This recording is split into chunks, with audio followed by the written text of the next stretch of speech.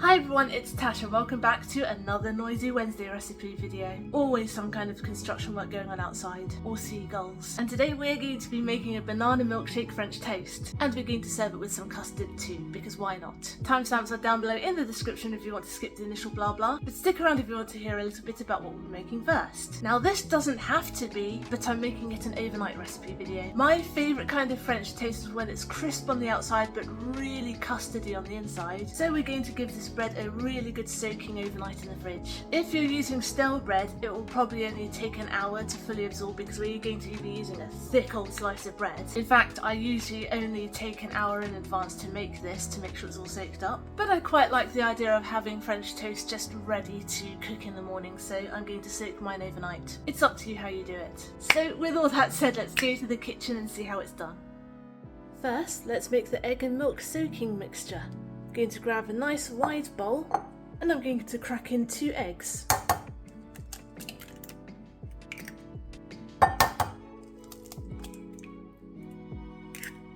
And we're going to give them a good beating.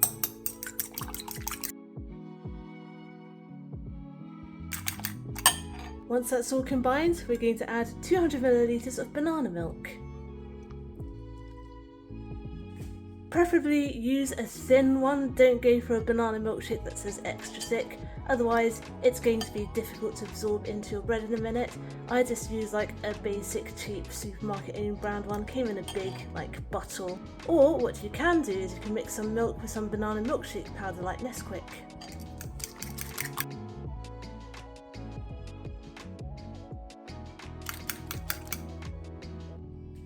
Now here I have a quarter of a loaf of brioche and it's a good nice big chunk and it's a little bit old, so a little bit dry. This is going to make it even easier to absorb all of this lovely liquid. So what I'm going to do is I'm going to give this a bit of a roll around.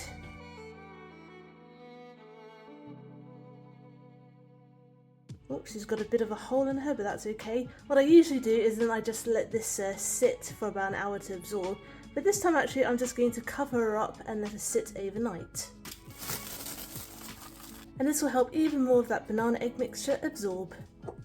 It's the next day and we are going to take our soaked brioche, which I have over here, try not to make a mess, and we're going to dump it straight in a pan which I've oiled with a little bit of butter and oil, and it's on a medium heat. Let me just clean those bits up before they get too hot. And because it's quite thick, we need to steam cook it partially. So I'm going to pop a lid on and I'm going to wait for 5 to 10 minutes, probably just 5 minutes, and then we're going to flip it. It's been 8 minutes, thought I'd give it a good amount of time just to make sure it cooks through. Look at how puffy it's getting, and now this is where it all goes wrong for me because I'm really bad at flipping, but we're going to flip it. Oh, not bad. Oh, look at that. Let's pop the lid on and give it another 5 minutes. Look at how jiggly this is. Beautiful. She's looking good. And now I'm going to serve it with some custard that I also made with some more banana milk. So this was basically powdered custard, but I made it with banana milk instead of regular milk. Let's pour it over. I am so mad at myself. I just learned a valuable lesson, and that's just to take still photos at every step. I was convinced that this was going to be the beautiful shot. It looks like a mess. I should have taken a photo before I poured all the custard over because now it looks awful. Anyway, maybe I can do a screenshot of something before I poured the custard because this looks like a mess. But I can guarantee you it's going to be delicious.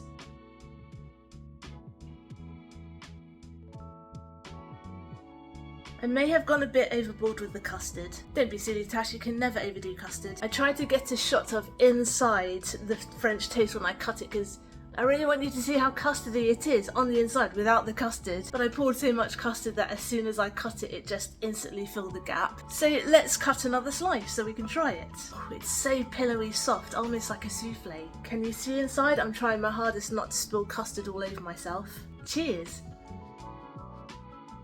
Goodness me, that is good. It is kind of like a bootleg souffle. It is super light and fluffy on the inside, really custardy because we let that egg and banana milkshake mixture really soak in all the way through. And the extra banana custard is just the icing on top. And this is huge and it's really heavy, so I'm going to go and share it with Mr. Tash Cakes now. So there you go, a super easy banana milkshake French toast. Thanks for watching. I hope you enjoyed today's recipe video and I hope you'll join me next Wednesday for my next one. Get the full written recipe on my blog tashcakes.com, follow me on Instagram, I'm tashcakes.tastes, and find me on TikTok too, I'm tashcakes there too, but my handle is food and slow motion. Subscribe to my channel if you want to see more, give this video a like if you liked it to help other people find it, comment down below if you'd like me to make anything in particular, and I'll see you all next time. Be good, be nice, and have a good week.